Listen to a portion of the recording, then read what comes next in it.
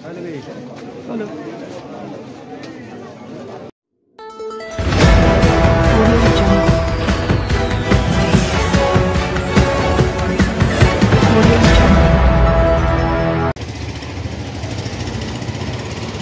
হচ্ছে আমার বড় আব্বা, আমি ওনার ছোট ভাইয়ের ছেলে। যে ওনার এই মৃত্যুর খবরটা আপনি কিভাবে শুনলেন?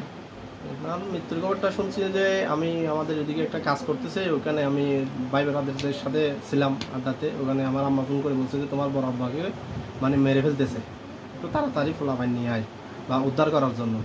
তখন আমি আস্তে আস্তে দেখি উনি মানে ডেড হয়ে গেছে। ওখানে ঢোকার কোনো সিস্টেম নয়, ওখানে ভিতর থেকে এরা সবাই দরজা লক করে দিছে। ওখানে পাড়ার আরো মহল্লার সবাই ছিল। এরা লক করে দিছে বলতে ওরা কারা? ওরা লক করে দিছে বলতে ওরা ওদের ফ্যামিলি, এরা দুই ভাই আর কি, আমার জেডি ওরা আমার স্বাস্থ্য ভাই আর আমার স্বাস্থ্য ভাইয়ের বউ ফ্যামিলিতে এরা ঘরের গুলা ছিল, আর তো বাইরের কেউ থাকবে না। এখন ওনার ছেলেরা আসছে, একটা বড় ভাই নিজাম ভাই আসছে শুক্রবারে, আর মিজান আসছে শনিবার সকালে। আর এখন আমার যেটা ওই ফকিরহাট থেকে বাজার করে মাগরিবের আজানের সময় মানে বাজার নিয়ে ঘরে ঢুকছি, ওখান থেকে আর বের হতে পারেনি। এটা এই সময় ঘটনাটা ঘটেছে। পরে আপনারা শুনছেন? পরে আমরা শুনছি, এখানে আমরা আসি দেখছি এখানে দরজা, ঘরের দরজা সব বন্ধ, ঢুকতে পারতেছে।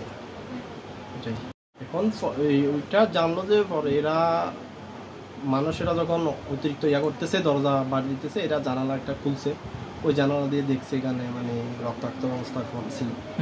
পরে আমি আবার দোকানে গেছি মোবাইলের কার্ডের জন্য, ওখান থেকে পোলাপাইন আরও আসছে দেখার জন্য। এখন আসি দেখতেছে আর কেউ নাই, ওর আম্মা আছে, ওর ওয়াইফ আছে, মানে ওরা দুনো ভাই চলে গেছে। তখন দরজা খোলা ছিল না বন্ধ ছিল? তখন দরজা খুলে চলে গেছে, তখন দরজা খোলা ছিল। খোলা ছিল?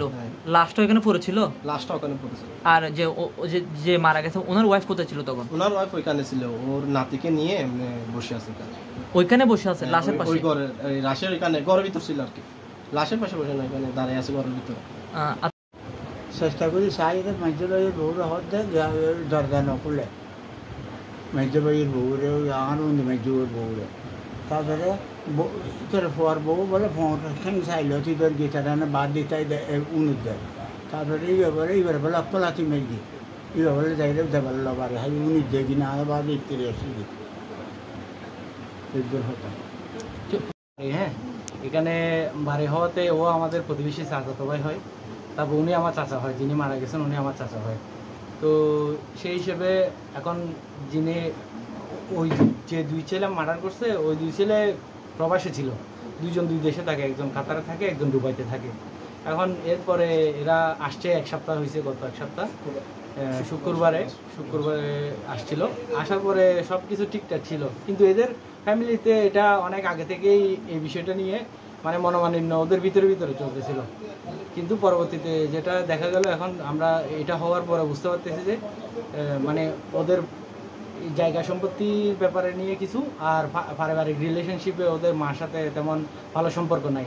সেজন্য ছেলেরা এটা মানিয়ে নিতে পারে না যে মার সাথে ভালো সম্পর্ক নাই, সেটা মেনে নিতে না পাওয়ার কারণে মানে ছেলেদের খুব এক সেটা।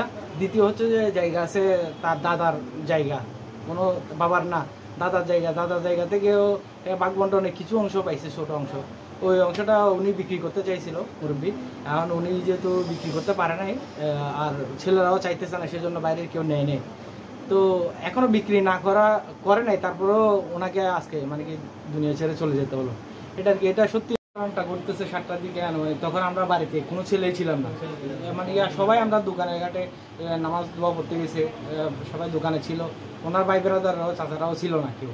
তো যার কারণে যাই মহিলারা ছিল, যার কারণে যাই কেউ ওদেরকে উদ্ধার করতে পারে নাই। আর যখন আমরা আসছি আধা ঘন্টার মধ্যে বা 15 ঘন্টার মধ্যে, তখনও কিন্তু ওদেরকে দরজা খুলতে পারতেছি না। বুঝাই যখন দরজা খুলছি তখন বলছি যে মেডিকেল নিয়ে যাও, এই যে মেডিকেল নিয়ে গেলে হয়তো সুস্থ হবে। তখনও কিন্তু আমি হাতের পালস চেক করছি, যে দেখতেছি পালস নাই। তো উনি ওই অবস্থায় মৃত অবস্থায় ছিল তখন। তারপরেও বলছিলাম যে মেডিকেল নিয়ে যাও। এখন মেডিকেল নিয়ে যাওয়ার জন্য যখন গাড়ির জন্য বেরোইছি আমরা, তখন ওরা দেখি যে কি মানে দুই ছেলে মানে কি আর ঘরে নেই আর কি ছিল। তখন ছেলেরা ছিল, মাও ছিল, আর ওনার ওয়াইফ হচ্ছে। ওদেরকে কেউ ধরে না। লাস্টের অবস্থা তখন কেমন ছিল?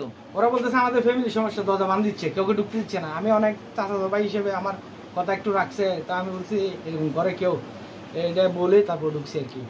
তখন লাশের কি অবস্থা ছিল? তখন লাশের আমি তো যাই মতো সাথে সাথে পালস চেক করছি, তখন দেখি লাশ ডেট অবস্থা। হাত পা বাঁধা কি তখন ছিল না, না? হাত পা বাঁধা ছিল না, তখন বাঁধা ছিল যে খোলা ছিল। ওই যে যখন আলগায় নেওয়ার কথা বলতেছি, তো আলগায় নিতে হবে না, মানে গামছা দিয়ে মানে বাঁধি 3 জন আলগায় নিতে পারবো, তো এরকম সেই জন্য গামছাগুলা পেঁচেছে আর কি। আচ্ছা, মারার আগে বাঁধে নাই, তো খোলা অবস্থায় মারছে। অবশ্যই 2টা ইয়াং ছেলের কাছে বাবা তো বৃদ্ধ মানুষ, উনি বয়স হয়েছে, উনি এত লোড নেওয়া তো প্রশ্ন থাকে না, সেটাই কি।